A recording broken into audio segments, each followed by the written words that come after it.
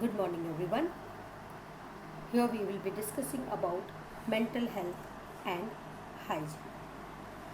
As the name suggests, when we say mental hygiene, it is that branch of hygiene which deals with mental health of individuals. Same as physical hygiene is considered with physical health. जैसे physical hygiene हम physical health के बारे में बात करते हैं, वैसे ही mental hygiene हम mental health के बारे में बात करते हैं. So this mental hygiene takes care of prevention as well as treatment of mental illness, disorder and maladjustments. So here we will be taking care of how to prevent the mental illness, how to treat the mental illness or mental disorder and the maladjustment. So this mental hygiene suggests the ways and means of maintaining proper mental health and efficiency, and therefore helps in proper mental or intellectual growth and development of an individual. So we cannot ignore the mental health of a person, because if the mental health is ignored, then it will also affect your other areas of development. Your intellectual growth is also being hampered. So we cannot take the mental health lightly. And as a teacher, when you will be going to schools, you have to take care of the mental health of your children, and hence we are studying this unit. Now if we see the definitions, like American Psychiatric Association, it says mental hygiene consists of measures to reduce the incidence of mental illness through prevention and early treatment and to promote mental health. So what does this definition says? This definition says that when we are talking about mental hygiene, it consists of measures to reduce. That means ऐसे measures जो हम लें जो कि incidence of mental illness को कम कर दें. और हम कैसे कर सकते हैं? हम इसको prevention से कर सकते हैं, okay? और early treatment. So we have to prevent. पहले तो हम इसको प्रिवेंट करें कि ऐसा हो ही ना. अगर हो जाए तो हम क्यूरेटिव मेजर्स लेंगे, but we have to prevent this mental illness. So we are seeing nowadays, the problems. Children are going into depression. The children are undergoing this stress. The children are taking the extreme step of committing the suicide. So these are all related to the mental illness. So how we can prevent this mental illness, or how we can do the early treatment? Then D.B. Klein, he is defining mental hygiene as it is concerned with the realization and the maintenance of mind's health and efficiency. So first, the realization about the mental health, and then maintaining it. Drever defined it as mental hygiene means investigation of the laws of the mental health and the taking or advocacy of measures for its preserve.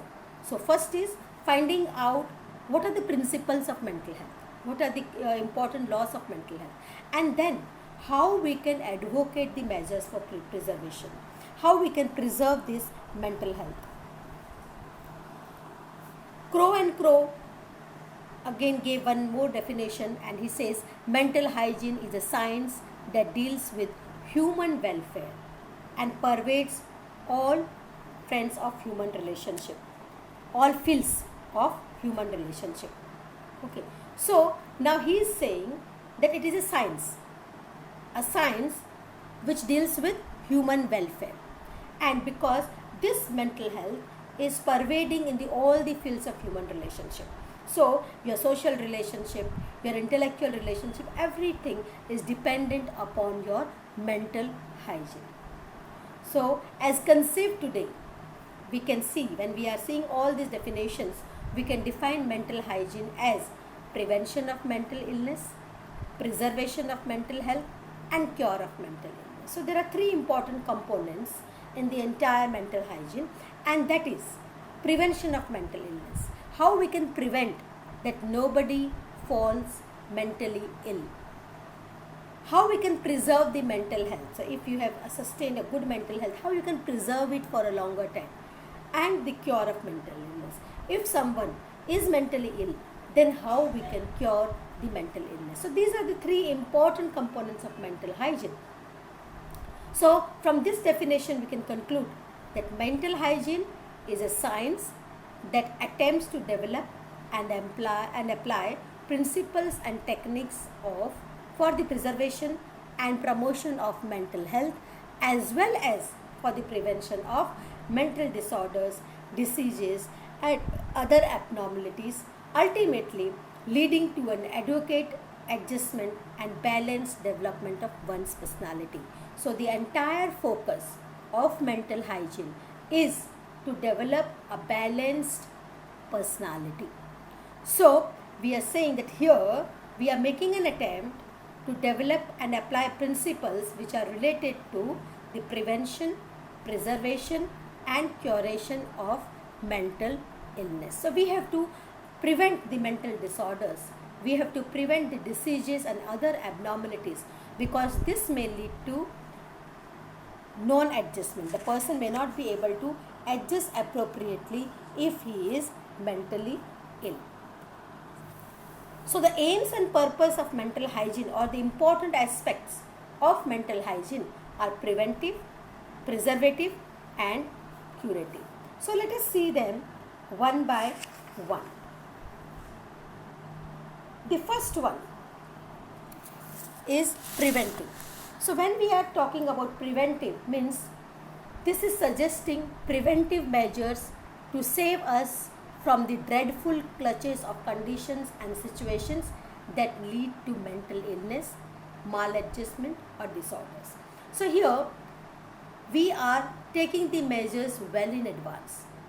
That means we are preventing that situation of mental illness. पहले से ही बचाव कर लेना है कि mental illness हो ही ना. तो how we can take up those preventive measures ताकि हम जो है mental illness, maladjustments या किसी भी disorder की situation में हम ना आए. तो इसके लिए हम क्या कर सकते हैं? Listing various causes of maladjustment. That means what are the different causes which leads to maladjustment. Now what is maladjustment? So when we say maladjustment is somebody who is showing the emotional instability, someone who is not able to adjust properly and is disturbed. जैसे कि कोई बच्चा जो है किसी वजह से जो है ड्रग अब्यूज़ की तरफ चला जाता है. So we can say that he is a maladjusted person, somebody who is not able to adjust with the environment, who lacks harmony with one's environment, or somebody who fails to adjust with one's desires to the conditions of one's life. So when you are not able to adjust with your conditions of life, you are called as maladjustment. So first list out the various causes of maladjustment. What can be these causes? This can be personal causes. This can be also the social causes. So now you have to give the knowledge of all the drives, needs, motives, conflicts of motives, frustrations, tensions, etc. to the individual. He should know that every time you may not be able to get what you are desiring. So what can be these causes? These causes can be your unfulfilled needs, your desires which you are not able to fulfill. So when there is a conflict of motives, when you want to do something else and your parents wants you to do something else, so these can all lead to maladjustment. So what are the different causes? List the various causes of maladjustment. Then suggest ways and means of achieving emotional and social adjustment. So not only listing, but then also suggest how now you can achieve emotional and social adjustment. कैसे करेंगे? Suggesting solution for inner conflicts and frustrations, and thus relieving ourselves from tension, anxieties, and emotional disturbances. So when there is an inner conflict that you want to do something and you are expected to do something else, so there is a conflict and there is a frustration. Now how to resolve this inner conflict?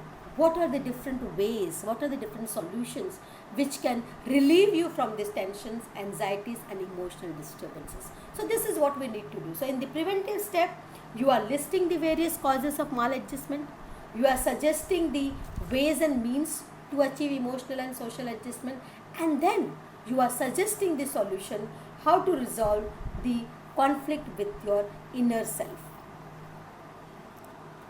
The next is preservative.